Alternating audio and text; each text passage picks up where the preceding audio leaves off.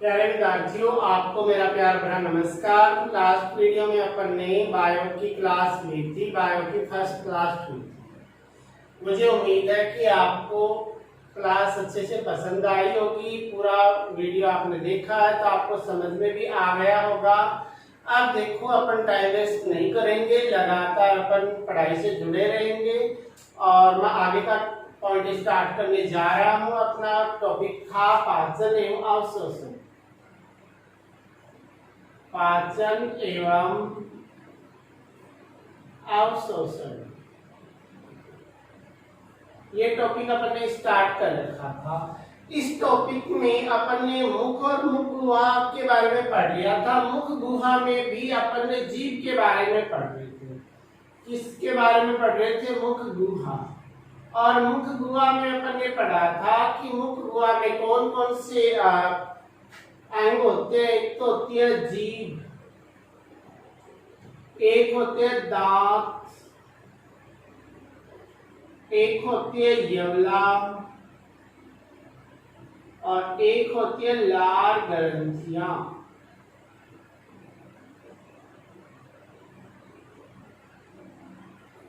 ये 4 पॉइंट थे।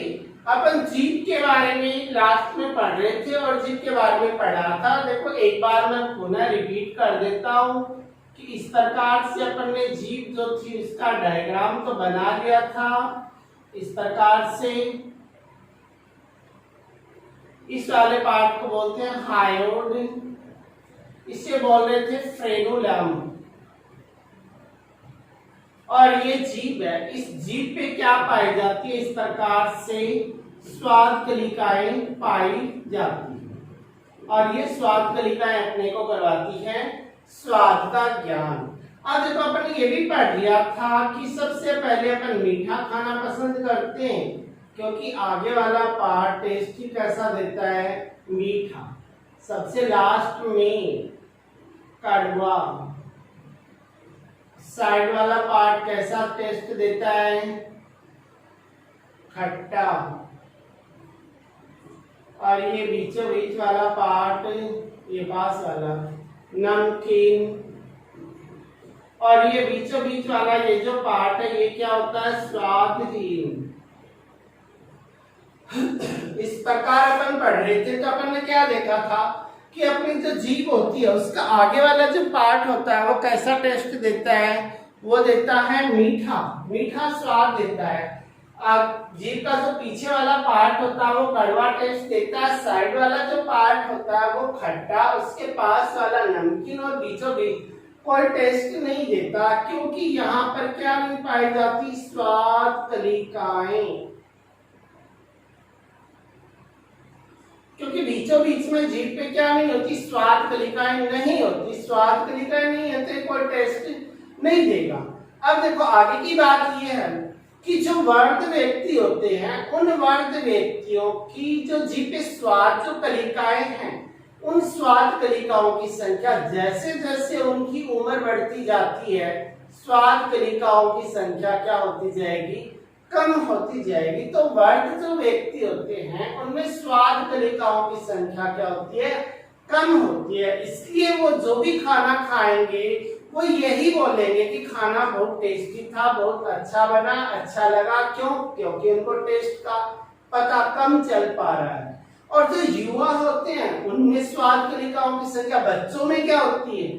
ज्यादा होती है, तो उनको टेस्ट का ज्यादा पता चलता है, इसलिए वो नखरे ज्यादा करते हैं। समझ रहे हो मेरी बात? तो ये थी अपने की जीभ। आपसे पूछा जाए कि जीभ का पीछे वाला पार्ट किससे जुड़ा हुआ है? फ्रेनुलम से। फ्रेनुलम किससे जुड़ी हुई है? हायोड से। समझ रहे हो? अब ये जीभ क्या करती है? एक तो ये बोलने में हेल्प कर रही है आपकी। दूसरी, देखो, इस प्रकार से मुंह में जो भी भोजन खाते हो ऐसे करके घुमाते हो, कभी इस वाले जबड़े में लेके जाते हो, कभी उस वाले जबड़े में लेके जाते हो, तो फिर किससे लेके जाते हो? अंदर कोई खुरपा डालते हो क्या कि मुंह में इधर से ऐसे निकाल के उधर भेज दो, उधर निकाल के इधर भेज दो? ऐसा नहीं करते ना। क्या करते हो कि जीभ ही अपने आप क्या करते हैं? उनको घुमाती रहती है कि भोजन को मुंह गुहा में दांतों के बीच ले जाती है, घुमाने का काम करती है। तो ये थी अपनी जीभ। अब देखो आगे का पॉइंट स्टार्ट करिए, पर आगे का अपना पॉइंट है अपना दांत कि मुखगुहा में जीभ के अलावा और क्या पाया जाता है? तो और पाए जाते हैं मुखगुहा में दांत। अब देखो दांत की बात करें तो देखो अपन ये तो पढ़ चुके हैं कि मनुष्य के दो जबड़े हैं, एक नीचे का जबड़ा एक ऊपर का जबड़ा, इन दोनों जबड़ों में दांत फिट है। समझ रहे हो मेरी बात? तो दांतों की बात करें तो जबड़े होते हैं दो। कितने होते हैं? दो। एक ऊपर का जबड़ा और एक नीचे का जबड़ा। समझ रहे हो? अब ये जो ऊपर का जो जबड़ा है नीचे का जबड़ा है, इसमें भी दांतों को दो भागों में बांटा गया है। देखो बीचों बीच वाले दांत को पकड़े यहां से इस प्रकार से ऐसे, तो आधे दांत तो इधर रह जाएंगे और आधे दांत इधर रह जाएंगे। आधे दांत तो इधर रह जाते हैं, आधे इधर रह जाते हैं। तो एक अर्धांश तो ये हो गया और एक अर्धांश ये हो गया। तो एक जबड़े के कितने अर्धांश होंगे? दो। अर्धांश का मतलब आधा आधा। समझ रहे हो मेरी बात? अगर आधा इधर देखें आधा इधर देखें तो इनका जो दंत सूत्र होता है, दांत का जो फॉर्मूला होता है निकालने का, वो अपना होता है 21-23 अपॉन 21-23। दांत का जो अपना फॉर्मूला होता है निकालने का वो होता है 21-23 अपॉन 21-23। अब ये आधे पार्ट का ही है, अगर पूरे पार्ट का निकालना हो तो आधा ये इधर रह गया आधा इधर रह गया, तो इसको 2 से मल्टीप्लाई कर दें। अगर इसे 2 से मल्टीप्लाई कर देंगे तो ये ऊपर वाले जबड़े के बन जाएंगे और ये नीचे वाले जबड़े के बन जाएंगे। समझ गए मेरी बात? इनको बोलते, इसको बोलते हैं इंसाइजर, इसको बोलते हैं केनाइन, इसको बोलते हैं पेरीमोलर, इसको बोलते हैं मोलर। यह इंसाइजर, केनाइन, पेरीमोलर, मोलर, ये दांतों के नाम हैं। तो आपसे पूछा जाता है कि व्यस्क जो होता है उसके दंत सूत्र क्या होता है? 21-23 अपॉन 21-23। अब देखो आगे की बात करें तो अपने जो दांत होते हैं वो उत्पत्ति जो होती है उसके आधार पर दांतों को कितने भागों में बांटा गया है? उत्पत्ति के आधार पर दांतों को 2 भागों में बांटा गया है। एक तो होते हैं अस्थायी दांत, एक दांत तो अपने कौन से होंगे? अस्थायी दांत होते हैं, और एक होते हैं स्थायी दांत यानी परमानेंट टीथ। तो अस्थायी दांत तो कौन से होंगे? जैसे देखो आप छोटे बच्चों को देखो, 4 साल 5 साल तक का जो बच्चा होता है उस बच्चे के दांत एक बार जन्मने के बाद निकलने के बाद 4-5 साल की एज के बाद टूटते शुरू हो जाते हैं, उसके बाद पुनः निकलने शुरू होते हैं। तो इन दांत को बोलते हैं दूध के दांत, और ये परमानेंट नहीं होते हैं, अस्थायी होते हैं। जीवन में एक बार आए, कुछ समय के बाद ये टूट जाते हैं, फिर जो दांत आते हैं वो होते हैं परमानेंट। तो ये वाले जो दांत होते हैं इनकी जो संख्या होती है वो कितनी होती है? 20 होती है। और जो परमानेंट टीथ होते हैं, स्थायी दांत होते हैं, उनकी संख्या होती है 32 होती है। ये वाले टूट जाएंगे तो दोबारा भी आ जाएंगे, लेकिन ये वाले टूट जाएंगे तो दोबारा नहीं आने वाले, एक ही बार आते हैं जीवन में। समझ रहे हो मेरी बात? तो अपन क्या पढ़ रहे थे कि उत्पत्ति के आधार पर दांत कितने प्रकार के? 2 अस्थायी यानी दूध के दांत और स्थायी दांत। अस्थायी दांत होते हैं वो 20 होते हैं, दूध के दांत बच्चों के होते हैं, स्थायी दांत होते हैं ये वाले 20 होते हैं और वो वाले 32 होते हैं। समझ गए मेरी बात? अब देखो आगे की बात करें कि अपने जो दांत होते हैं उनको अगर कार्य के आधार पे देखा जाए या संरचना के आधार पे देखा जाए तो अपने जो दांत होते हैं वो कितने प्रकार के होते हैं? 4 प्रकार के होते हैं। एक होते हैं करंतक, करंतक बोले तो इंसाइजर। एक होते हैं रदनक, कैनाइन बोलते हैं इसे। एक होते हैं आगर चवर्णक, इन्हें बोला जाता है परिमोलर, क्या बोलते हो, परिमोलर। और एक होते हैं चवर्णक, इन्हें बोला जाता है मोलर। तो ये तो देखो वेस्ट का दंत सूत्र था, इसी के साथ अपन बच्चे का भी निकाल सकते हैं कि जो बच्चे होते हैं, बच्चे का जो दंत सूत्र होता है 2102 बेटा 2102 इंटू 2। तो ये फॉर्मूले अगर अपने को याद है तो कोई भी नंबर पूछ सकता है, अपन बता सकते हैं कि वेस्ट में तो 2323 अपॉन 2123 और इसका 2102 2102। अब देखो इनकी संख्या निकाल ले एक बार। अब देखो अपन ने पढ़ा था कि वेस्ट का जो दंत सूत्र होता है वो क्या होता है 2123 बटा 2123 और इंटू 2। और बच्चे का जो दंत सूत्र होता है 2102 बटा 2102 गुणा 2। अब देखो ये दांत जो होते हैं, अपने जो दांत होते हैं वो 4 प्रकार के होते हैं। करंतक बोले तो इंसाइजर, रत्नक बोले तो केनाइन, अगर चवर्णक यानी परिमोलर और चवर्णक बोले तो मोलर। अब वेस्ट में इन दांतों की संख्या कितनी होती है और बच्चे में कितनी होती है, इनकी अपन नंबर निकाले तो देखो कैसे निकालेंगे कि वेस्ट में तो कितने हैं और बच्चे में कितने हैं।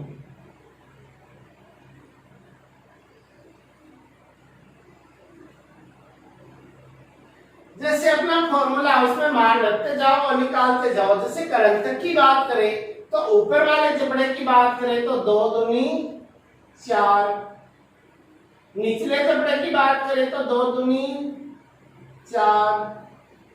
तो 4 ऊपर वाले जबड़े में हो गए, 4 नीचे वाले जबड़े में हो गए, टोटल कितने हो गए 8। तो आपने को पूछे कि वेस्ट जो होता है उसके एक जबड़े में इंसाइजर दांतों की संख्या कितनी होती है, तो आप क्या बताओगे 4 होती है। पूछे कि टोटल इंसाइजर कितने होते हैं 8 होते हैं। अगर बच्चे की बात करें तो देखो बच्चे का सूत्र क्या था 2102 इंटू 2102 बटा 2102 गुणु 2। अब देखो ऊपर वाले जबड़े की बात करें तो 2 दूनी 4, नीचे वाले जबड़े की बात करें 2 दूनी 4, टोटल बोले तो 8 होती है। समझ गए मेरी बात। अगर अगले दांतों की बात करें रत्नक, अब जो रत्नक दो दांत होते हैं उनके नंबर निकालोगे तो देखो 2 एकम 2 और 2 एकम 2 और 2 और 2 कितने हो गए 4। तो एक जबड़े में 2 होते हैं, टोटल कितने होते हैं 4। अगर बच्चे की बात करें तो 2 एकम 2 और 2 एकम 2, टोटल कितने हो गए 4। एक जबड़े की बात करें तो 2, टोटल बोले तो 4। अब आगे वाला देखो परिमोलर। परिमोलर की बात करें तो 2 दूनी 4 और 2 दूनी 4, टोटल कितने होते हैं 8। इसी प्रकार बच्चे का निकाल लो, 0 से करोगे, किसी भी नंबर को 0 से करते हो 0 ही आता है, तो ऊपर भी 0 नीचे भी 0, टोटल भी क्या 0। आगे की देखो चवर्णक। मोलर की बात करें तो 3 दूनी 6 और 3 दूनी 6, तो 6 ऊपर वाले में है और 6 नीचे वाले में है, टोटल कितने हो गए 12। अब देखो बच्चे की बात करें 2 दूनी 4, 2 दूनी 4, 4 और 4 8, तो बच्चे में कितने होते हैं 8। अब देखो इनको ऐड करके देख लो, 12 और 8 20 और 20 और 4 24, 24 और 8 32, तो टोटल कितने हो गए 32। तो वेस्ट में कितने होते हैं 32। अगर बच्चे की बात करें तो बच्चे में देखो 8 और 8 16, 16 और 4 20, तो बच्चे में कितने होते हैं 20 होते हैं। तो ये तो इनके नंबर हो गए। अब देखो यहाँ से काफी क्वेश्चन निकलते हैं कि वो कौन से दांत होते हैं जो वयस्क और बच्चे में बराबर संख्या में होते हैं। तो 8 8 4 4, तो इंसाइजर और केनाइन के नंबर होते हैं वो बराबर होते हैं। कौन से दांत होते हैं जो बच्चे में पाए ही नहीं जाते, नहीं पाए जाते, तो वो कौन से होते हैं, परिमोलर बच्चे में नहीं पाए जाते। समझ रहे हो मेरी बात। अब देखो इन दांतों के कार्य की बात करें कि जो करंटक होता है ये काम क्या करता है, ये सामने के आगे वाले जो दांत होते हैं ना, इन्हीं दांत को बोलते हैं करंटक। जब आप भी कहीं किसी दूसरे की ओर हंस रहे हो, ही कर रहे हो, तो कौन से दांत निकाल रहे हो, ये वाले दांत ही तो दिखेंगे, अगले कोई आए फिर आपके ये साइड वाले दांत दिखाई देंगे, ये नहीं दिखेंगे ना, कौन से दिखेंगे, ये। तो इन दांतों को लाफिंग टीथ भी बोला जाता है। क्या बोला जाता है, लाफिंग टीथ। समझ रहे हो मेरी बात, इनको लाफिंग टीथ भी बोला जाता है क्योंकि हंसते समय ये दांत सामने वाले को नजर आते हैं। इनका काम क्या है, देखो कभी भी छोटा बच्चा है उसके मुंह में आपने इस प्रकार ऐसे अंगुली दी होगी, कभी भी अंगुली देते हो तो क्या वो ये वाले चुभोता है, ऐसे पकड़ के ऐसे लेके जाता है कि नहीं ना, ये वाले इन्हीं से काटता है ना। इसका मतलब है कि ये वाले दांत होते हैं, इनका कार्य क्या होता है, भोजन को काटना। इनका कार्य क्या है, भोजन को काटना होता है। समझ रहे हो मेरी बात। अगर केनाइन की बात करें तो जो केनाइन जो दांत होते हैं इनका कार्य क्या है, देखो यहाँ पर आपको नुकीले नुकीले दांत दिखाई दे रहे होंगे, या फिर आपने कुत्ते को दांत ऐसे गुर्राते हुए देखा हो, या शेर को कभी फोटो में, रियल में तो नहीं देखा होगा, फोटो वीडियो में जरूर देखा होगा, टीवी पे देखा होगा। जब भी वो दांतता है तो इस प्रकार से ऐसे ऐसे नुकीले से दांत होते हैं उसके ऐसे, और वो दांत आपको दिखाई देते हैं। तो वो दांत कौन से होते हैं, केनाइन होते हैं। समझ रहे हो। तो वो नुकीले दांत है, नुकीला है तो आसानी से वो क्या करेगा, मांस को चीरेगा, फाड़ेगा। इसका मतलब ये भोजन को चीरने व फाड़ने का कार्य करते हैं। समझ गए। अगर चवर्णक चवर्णक चवर्णक चवर्णक चवर्णन का अर्थ होता है चबाना, तो इन दोनों का काम क्या होता है, भोजन को पीसना व चबाना। क्या होता है, भोजन को पीसना और चबाना होता है। समझ रहे हो मेरी बात। तो ये दांत हो गए अपने चार। अपने पढ़ा कि अपने जो दांत होते हैं वो उत्पत्ति के आधार पे कितने होंगे, दो प्रकार के, एक अस्थायी दांत, एक स्थायी दांत। अस्थायी दांत होते हैं वो बच्चों में होंगे, उनके नंबर होते हैं वो 20 होते हैं। वो एक बार आने के बाद कुछ समय बाद क्या हो जाते, टूट जाते, गिर जाते हैं। समझ रहे हो मेरी बात। लेकिन जो वयस्क दांत होते हैं, स्थायी दांत होते हैं, वो जीवन में एक ही बार आते हैं, उनके नंबर होंगे वो होंगे 32 होते हैं। संरचना और कार्य के आधार पर दांतों को देखें तो ये चार प्रकार के होंगे, इंसाइजर, केनाइन, परिमोलर, मोलर। इनका नंबर अगर आपको निकालना होता है कि कौन से दांत कितने होते हैं, तो आप इन दोनों फॉर्मूलों को याद रखो। अगर आपको वयस्क का पूछता है तो 21 23 बटा 21 23 इंटू 2, और आपको बच्चे का पूछता है तो 2102 आपको 2102 इंटू 2। समझ रहे हो। अब इनसे आप इनके नंबर निकाल सकते हो। इनका कार्य देखें तो इनका कार्य क्या होता है, भोजन को काटना होता है। इनका कार्य देखें तो इनका कार्य होता है भोजन को चीरना और फाड़ना, और इन दोनों का काम क्या होता है, समान होगा, भोजन को पीसना और चबाना होता है। समझ रहे हो मेरी बात। तो ये देखो यह क्या हो गए, अपने दांतों के प्रकार हो गए। समझ गए मेरी बात। अब देखो आगे की बात करें, आगे की बात करें तो एक पार्ट और था अपना पार्ट क्या था, जीभ अपन ने पढ़ ली, दांत अपन ने पढ़ लिया, और लार ग्रंथियां भी पाई जाती है। मुखवा में क्या पाई जाती है, लार ग्रंथियां।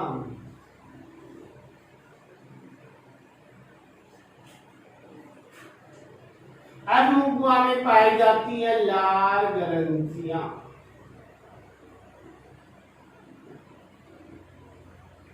देखो एक दांत की संरचना भी हल्की सी अपने को पढ़नी है, लेकिन वो संरचना अपन इस लार ग्रंथियों और ये वाला पढ़ने के बाद पढ़ेंगे।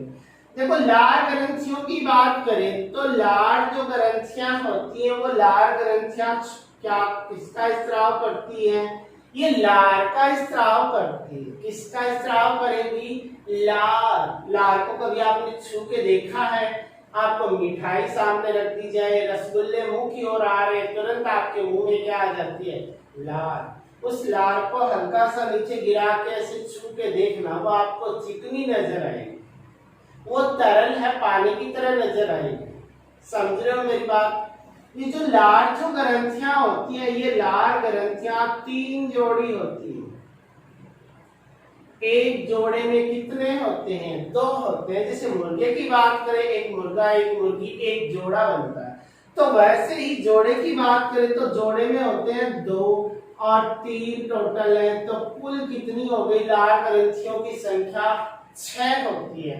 कुल पूछे तो 6, जोड़े में पूछे तो 3। जैसे कौन कौन सी होती है? एक तो होती है अधोकर्ण, एक होती है अधोकर्ण, एक होती है अधोजंभ और एक होती है अधोजिह्वा।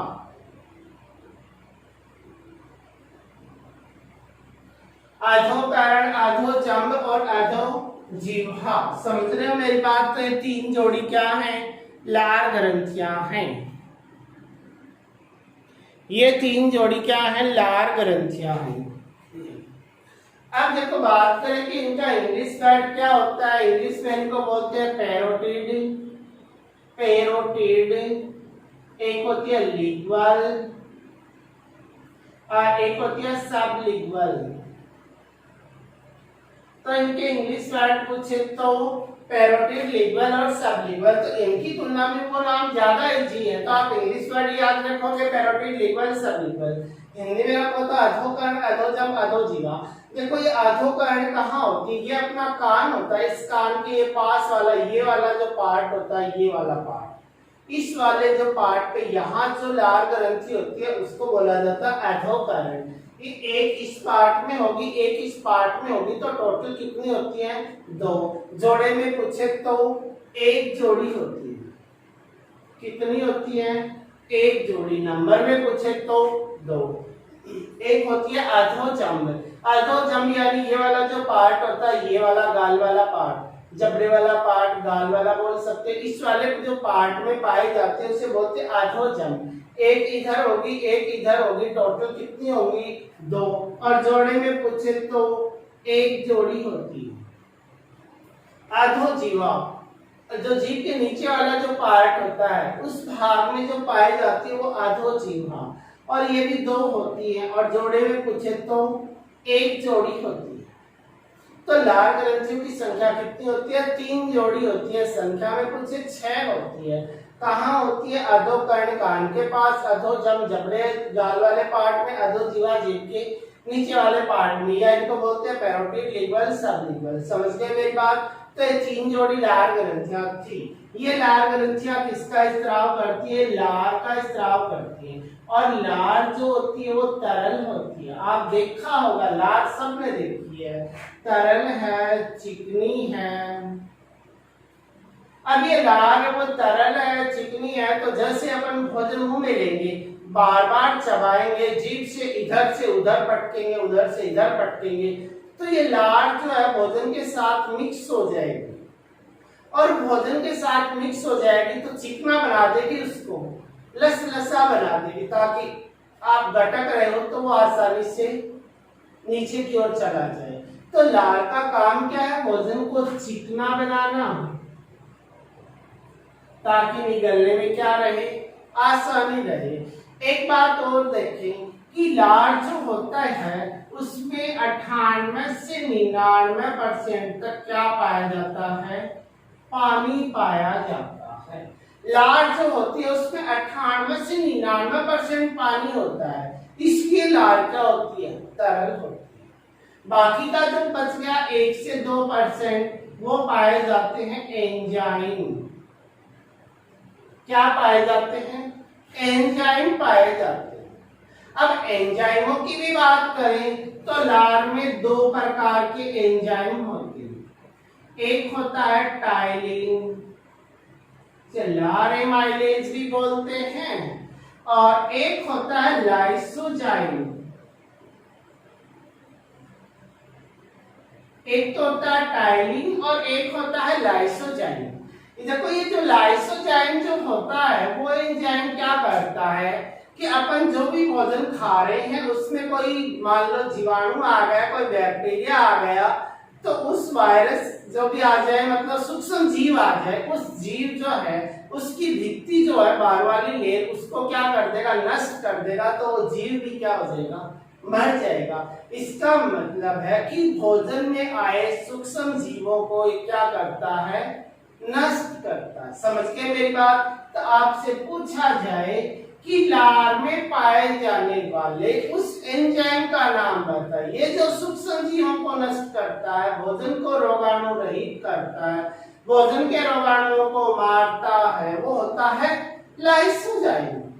अब ये और कहाँ पाया जाता है? अपने जो आंसू होते हैं, लार होती है, त्वचा होती है, और होता है गोमूत्र, गाय का मूत्र, उसमें भी क्या पाया जाता है, लाइसोजाइम पाया जाता है। इसलिए तो देखो कभी आपने देखा हो कि घरों में क्या करते हैं कि अपन करते हैं कि गाय के मूत्र का छिड़काव करो, पवित्र मानते हैं। ऐसा कुछ नहीं है, ये है कि उसका जो मूत्र है उसमें लाइसोजाइम है, जैसे ही छिड़काव करेंगे जहां वो मूत्र गिरेगा ये लाइसोजाइम, वहां कोई बैक्टीरिया है, कोई सूक्ष्म जीव है, उसे क्या कर देगा, ये मार देगा। समझ गई?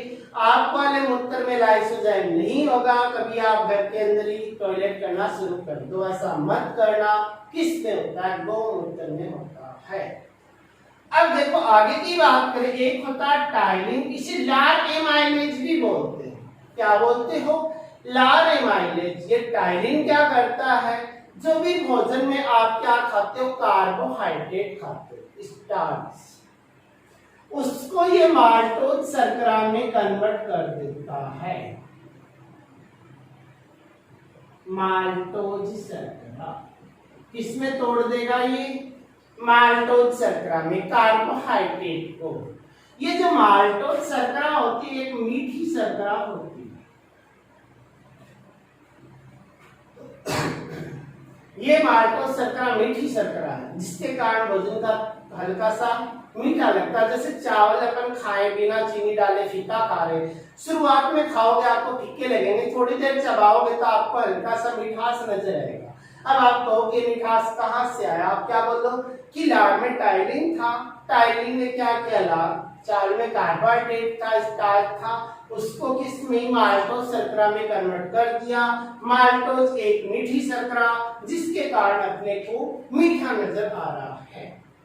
समझ के मेरी बात? अब ये लार अपनी हुई कंप्लीट, और इसी के साथ अपना समय भी समाप्त होता है। हम आपसे विदाई लेने का समय आ गया है। ओके बाय, कल मिलेंगे नेक्स्ट वीडियो के साथ।